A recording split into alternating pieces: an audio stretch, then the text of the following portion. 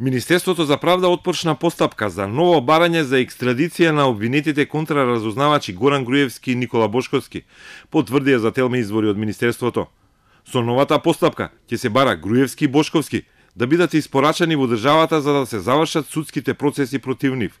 Министерството за правда во текот на оваа недела конечно од Грција ги добило документите за одбивањето на првата екстрадиција.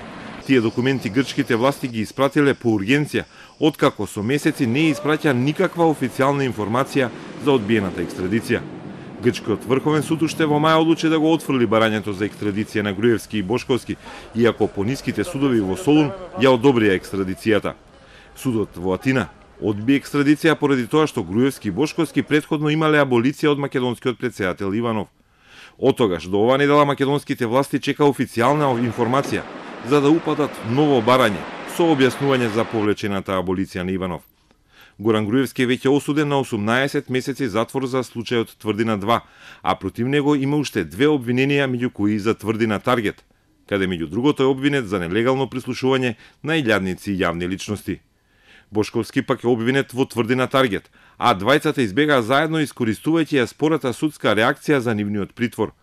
Беа најдени во Грција лани летоска со лажни бугарски пасоши на аеродромот во Солун.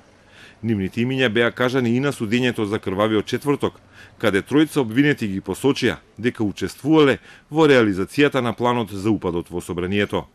За тој настан не се обвинети ниту Груевски, ниту Бошковски. Двајцата поранешни началници на петата управа на УБК во Грција имаат поднесено и барање за азил кое се уште не е одговорено.